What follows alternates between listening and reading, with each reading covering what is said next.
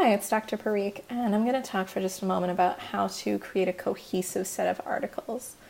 I talked a little bit about that when I talked about how to look for articles. For this paper, you want articles that are similar, but you want them to not all be exactly the same. Because if they're so similar, it's really hard to compare and contrast them because they're all kind of the same thing.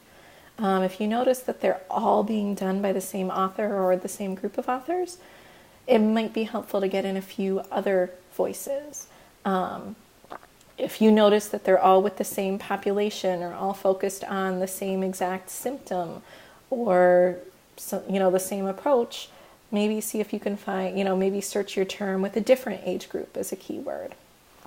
And remember, you're going to start with 6 articles and narrow it down to 4. You can use all 6, it's fine.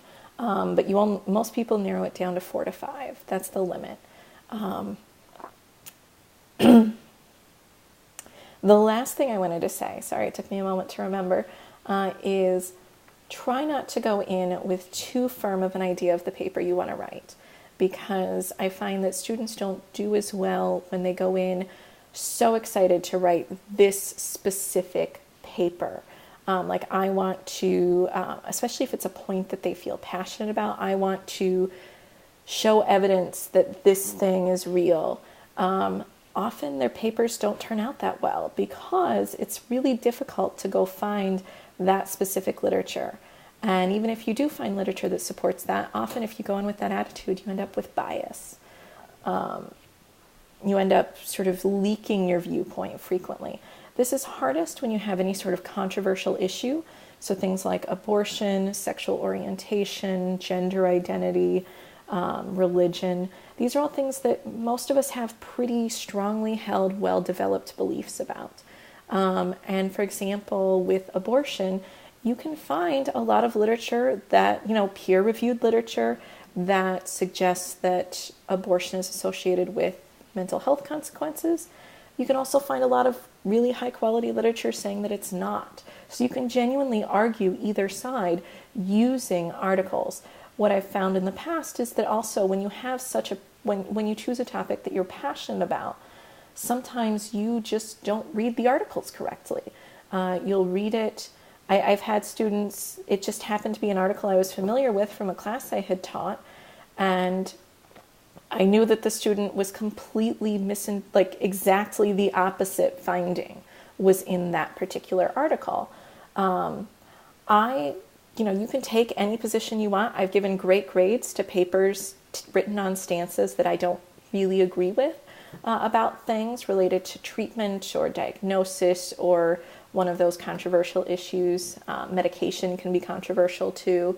So it's okay to choose a controversial topic, but make sure that you can set aside your agenda and your beliefs and write about you're writing about what you found in the articles, not about what you know or believe or want others to believe. This is, you are making an argument, but it's not a persuasive essay like you might write in an English writing class or a philosophy class or something like that.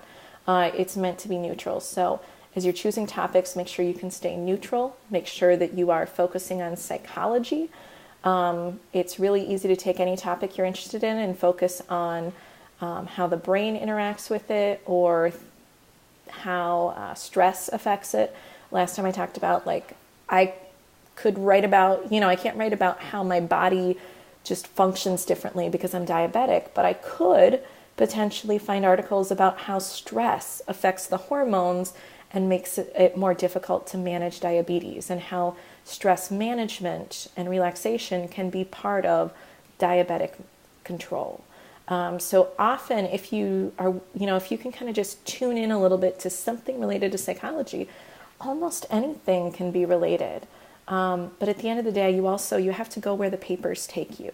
And so don't get, if you're set on one topic and one approach, it's probably not going to go so well for you. But most students end up finding a topic they're happy with, and I'm happy to chat with you if you're getting stuck.